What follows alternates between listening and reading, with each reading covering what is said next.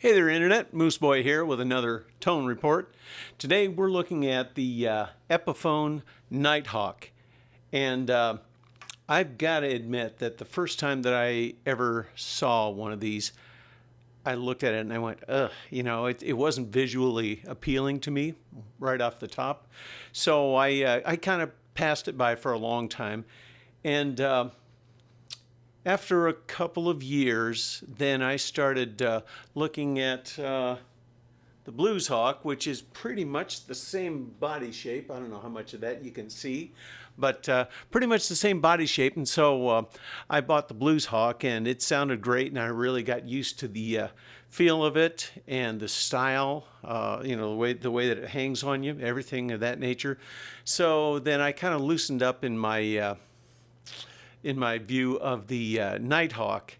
And one day I was walking into a local music around store, and I saw this one hanging there on the rack, and it had probably about 2 hours of playtime on it, and they had knocked off, $100 off a list price. So it was what I considered to be a good enough deal, so that I pulled it down, plugged it in, started playing, and then the tonal possibilities of all these different pickups really blew my mind. So let's start out with the specs. The Nighthawk is a solid body guitar, and both the body and neck are made of mahogany. The top is a really nice laminated maple, and the finish is urethane. The neck shape is what Epiphone calls a 60s slim taper D shape. I find it really comfortable. Scale length is like a Fender. It's 25.5 inches. The nut width is 1 11/16, which I also find very comfortable. Fingerboard is rosewood, and we've got 22 frets. The bridge is a 3-point adjustable bridge. It's a string-through body, so with that scale length and the string-through body, it feels a lot like a Stratocaster. Although the radius on the fingerboard is flatter and the neck is a bit wider. The neck pickup is an NHR mini humbucker. The middle pickup is an NSX single coil, and the bridge pickup is a slant NHT humbucker. As far as controls, you've got the typical Stratocaster type 5-way slider switch. You've got a master volume and master tone, and then the tone control has the push-pull coil splitting. So altogether, you've got 9 different pickup combinations. It's pretty mind-boggling. Mine comes in right at about 7.2 pounds, so it's very comfortable to play.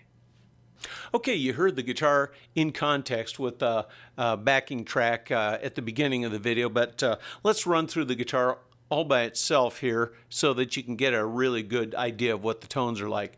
And you'll notice I'm running it through a clean amp, which I wish everybody would do for their guitar demos. If you're demoing an amp, fine, crank it, do whatever you want with it. But for a guitar, we want to hear what's pushing the notes, as somebody once said. So let's start out with the neck mini humbucker in full humbucking mode, and we get this type of tone that you might expect.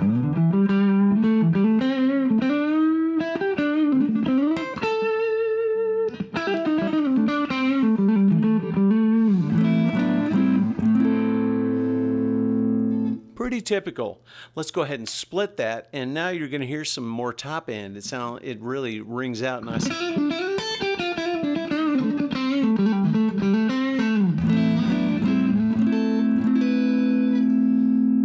Pretty darn cool. Okay, let's go back and put it back into the full humbucking position and go We'll go to the position that has the humbucker and the single coil with the humbucker in full humbucker position.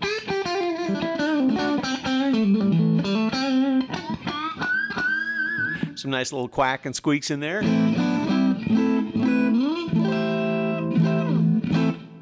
Okay, let's split that humbucker. It's going to get some more top end.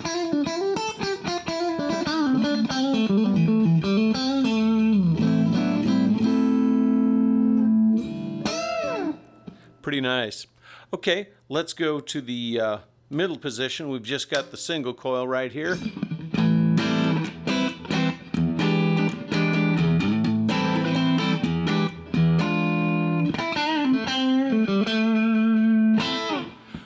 typical, you know, middle position, single coil. Okay, let's go down. We're using both the middle position single coil and the bridge slanted humbucker. So we're going to get some quack going on here.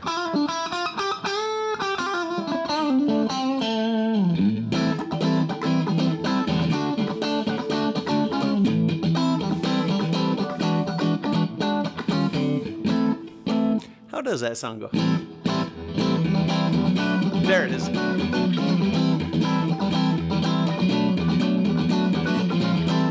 What is that? Well, sorry, I'm getting off track here just a little bit. Okay, let's go ahead and split this bridge humbucker, and we're going to get more quack.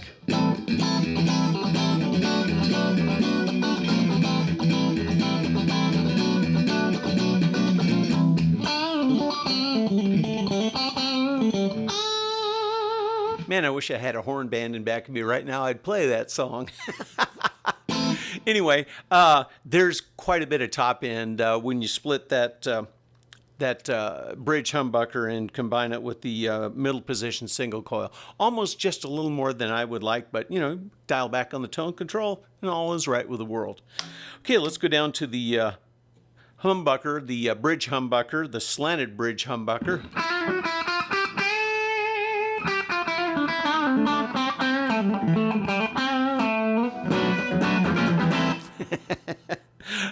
Again, sounds like a pretty normal bridge humbucker. Let's go ahead and split that, and it really starts to pop.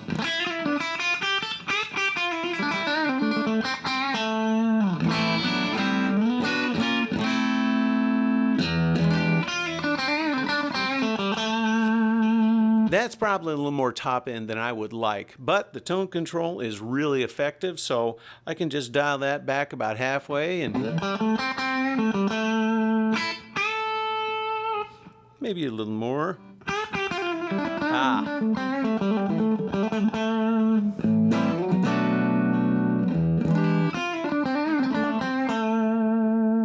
That's beautiful. I love that tone.